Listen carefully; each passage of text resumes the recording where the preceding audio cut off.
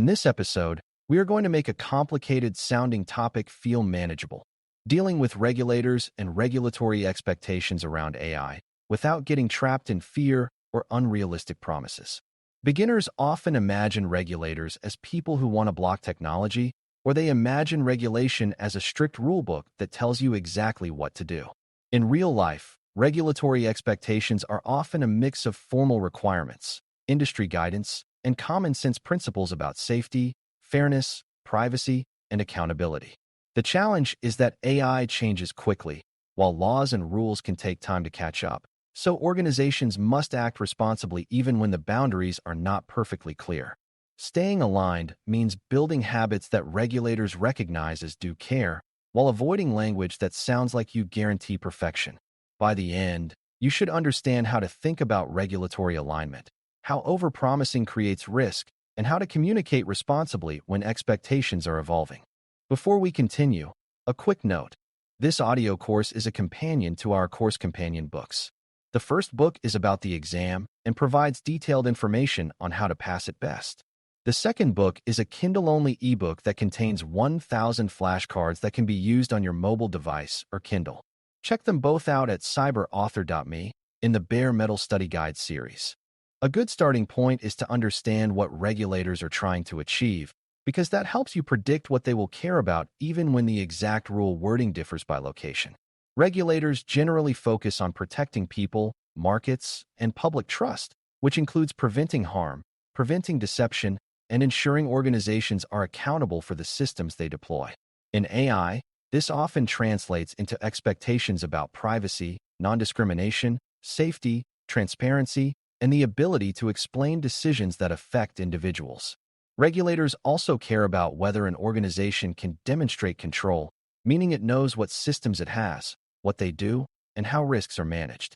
They rarely expect zero risk, because that is unrealistic, but they do expect that risks are identified, prioritized, and addressed in a way that matches the potential impact. If you keep that purpose in mind, regulatory alignment feels less like guessing and more like applying stable principles. Another key idea is the difference between law, regulation, and guidance, because people often mix these together. Laws are passed by legislative bodies and set broad obligations and rights. Regulations are detailed rules created by agencies that implement laws, often with specific requirements and enforcement mechanisms. Guidance includes interpretations, best practices, and frameworks that may not be legally binding on their own, but can influence what regulators expect as reasonable behavior. In fast-moving areas like AI, guidance can change more quickly than laws, and organizations often rely on it to shape their programs. The risk for beginners is treating guidance as optional marketing material rather than as a signal of what oversight bodies will look for. A mature approach is to treat guidance as a directional map, while ensuring you meet the actual binding requirements that apply to your industry and region. To stay aligned, organizations need a consistent way to answer basic questions regulators tend to ask, regardless of the exact framework. What is the system? What is it used for? And who is affected by it? What data does it use? And how is that data protected and governed? What risks were identified? And what controls were put in place to reduce those risks? How do you monitor the system over time? And how do you respond when something goes wrong? Who is accountable? And how does leadership oversee the program? Notice that these questions are about governance and evidence, not about magic technical guarantees. If you can answer these questions clearly, you are much closer to regulatory alignment than a team that claims its AI is safe but cannot show how it knows that.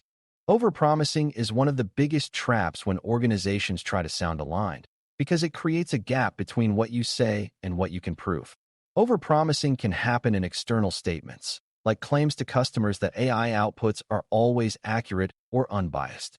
It can also happen in internal compliance statements, like declaring a system is fully compliant when you have not validated key assumptions.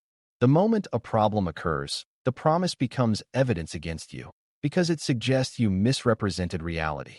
Regulators often treat misleading statements as a serious issue, because they undermine trust and can harm people who relied on those claims. A safer approach is to be precise about what you do, what you measure, and what limitations exist. Precision builds credibility, while broad promises create risk. A practical way to avoid overpromising is to use a concept called defensible transparency, meaning you communicate in a way that is honest, measured, and supported by evidence you can provide. For example, instead of saying an AI system makes fair decisions, you might say the organization evaluates the system for unfair impact using defined methods and reviews results regularly. Instead of saying the system never exposes sensitive data, you might say access is restricted, sensitive data handling rules are in place, and monitoring is used to detect and respond to suspected exposure. This style of language focuses on process and control rather than perfection. It also aligns with how regulators think, because they often look for whether you followed reasonable steps and whether you can show your work. Defensible transparency is not a trick. It is a discipline that keeps statements aligned with reality. Another beginner-friendly strategy is to build your governance program around core principles that appear across many regulatory approaches. One principle is accountability, meaning a named owner is responsible for the system and its risk posture. Another principle is traceability, meaning you can reconstruct decisions and understand what changed over time. Another principle is proportionality, meaning the strength of controls matches the potential harm, so high-impact uses get stronger oversight. Another principle is human oversight, meaning humans retain meaningful responsibility, especially when AI influences consequential decisions. Another principle is privacy and security by design, meaning data protection is built in from the start rather than added after an incident. When your program reflects these principles, it remains aligned even when specific rules shift, because the underlying direction stays consistent. It also helps to understand the idea of regulatory posture, which is the organization's overall stance toward compliance and risk. A defensive posture focuses on avoiding trouble, sometimes by saying as little as possible and doing the minimum. A proactive posture focuses on building strong controls and documenting decisions, even when requirements are still emerging. Proactive does not mean reckless, and it does not mean volunteering unnecessary information. It means preparing evidence, building governance, and engaging responsibly. Regulators often respond better to organizations that demonstrate maturity, because maturity suggests future harms are less likely. For beginners, the key lesson is that posture is reflected in habits, such as how you document decisions, how you handle incidents, and how you communicate limitations. A proactive posture reduces long-term risk, even if it requires more discipline up front. Because AI often involves third parties, another part of staying aligned is understanding how regulatory expectations apply through the supply chain. If you rely on a vendor model, regulators may still expect you to manage risk as the deploying organization, because you are the one putting the system in front of people. That means you need a way to evaluate vendor claims, understand data handling, and set requirements for transparency and incident support. It also means you should not repeat vendor marketing language as if it is guaranteed truth, because you may not be able to prove it. A mature approach is to treat vendor information as inputs into your risk assessment, not as a substitute for one. This is not about distrusting vendors. It is about recognizing accountability, because regulators rarely accept the excuse that a third party caused the harm.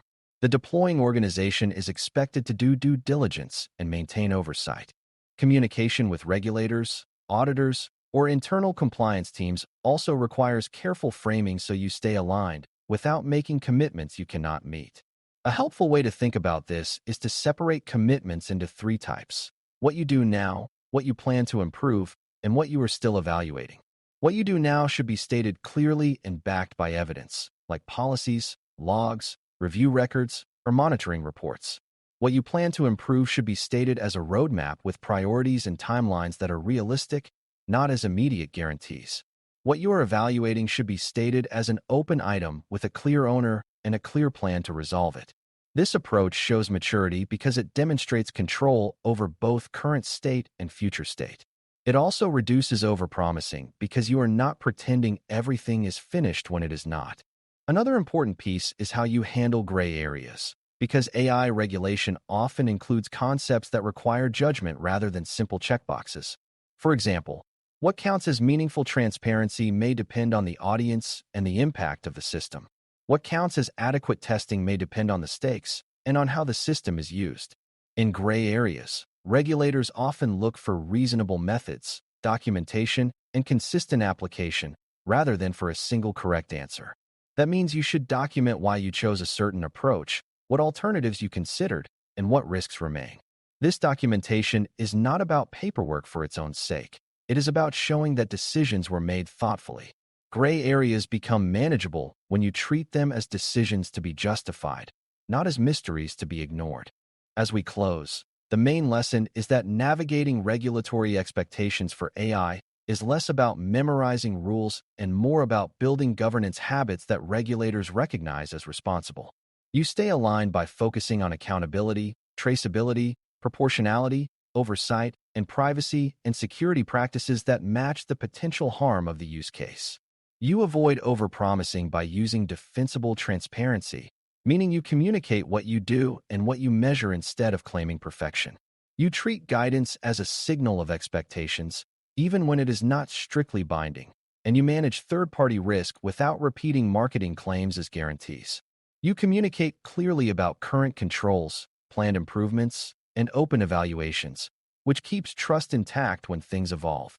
When you approach regulation as a continuous alignment process rather than a one-time compliance statement, you protect both the organization and the people affected by AI systems. Thanks for listening.